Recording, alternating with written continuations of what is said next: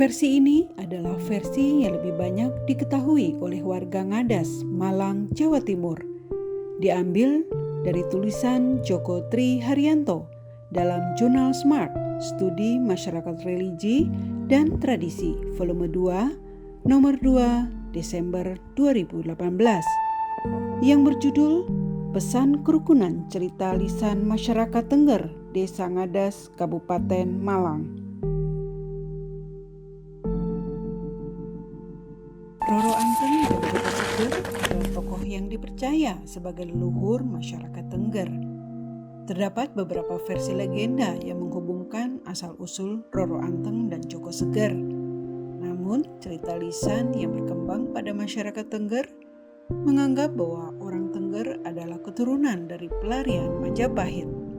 Kepercayaan terhadap cerita tersebut dimanifestasikan ke dalam praktek kultural dan ritual-ritual keagamaan yang masih mereka lakukan hingga saat ini. Cerita diawali dari Dewi Mutrim dan adiknya yang bernama Roro Anteng.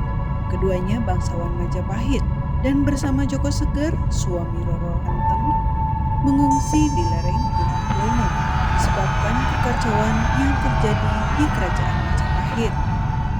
Kemudian Dewi Mutrim dilamar oleh seorang tua yang sakti yang bernama Kyai Bimo. Dewi Mutrim sebenarnya tidak bersedia, tetapi untuk menghindari hal-hal yang tidak diinginkan dan atas saran Kyai Dadap Putih atau Kyai Hadimulyo, Dewi Mutrim menerima lamaran tersebut dengan mengajukan beberapa syarat. Syarat itu adalah Dewi Mutrim minta dibuatkan laut pasir dari batok atau tempurung kelapa dalam satu malam. Akhirnya Kyai Bimo menyanggupi.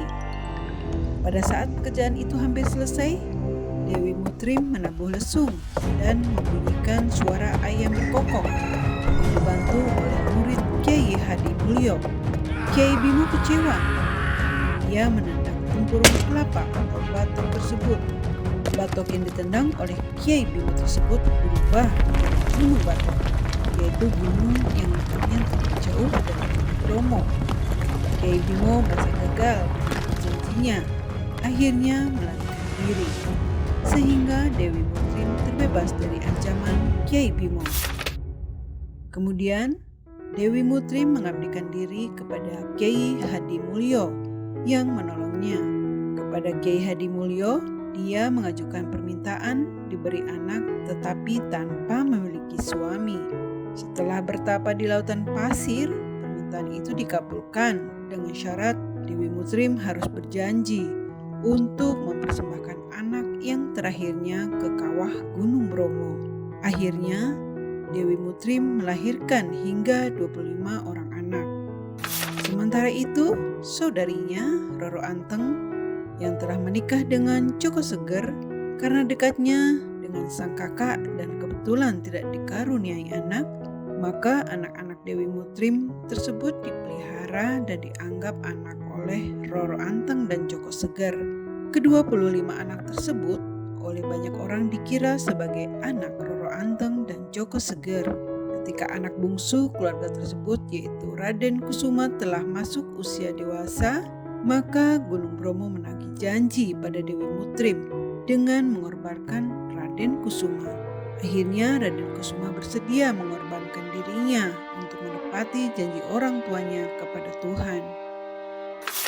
Ketika Raden Kusuma telah dijemput oleh api untuk masuk ke kawah Gunung Bromo, tiba-tiba muncul suara dari kawah tanah, yaitu suara Raden Kusuma yang meminta agar tahun depan apabila bulan Kasada, apabila keadaan keluarganya yang masih ada dalam keadaan yang sejahtera, agar mengirimkan sesaji ke kawah Gunung Bromo.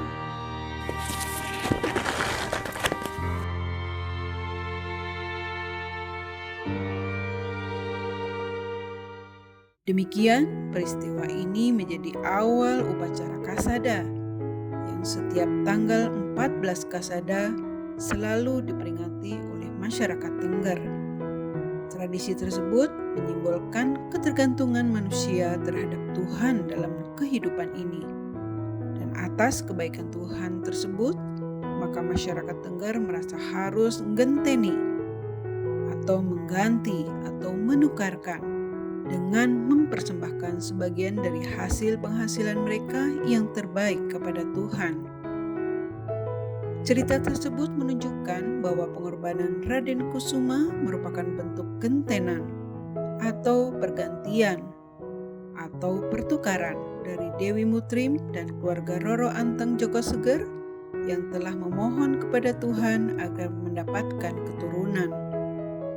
Tuhan memberi anak keturunan, maka keluarga yang telah dipenuhi keinginannya harus membalas dengan mengorbankan miliknya yang terbaik sebagai gantinya.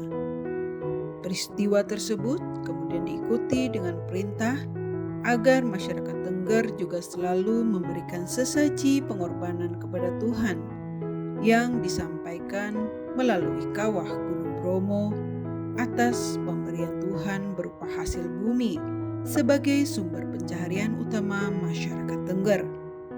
Dengan demikian, ada prosesi gentenan antara Tuhan dengan masyarakat Tengger.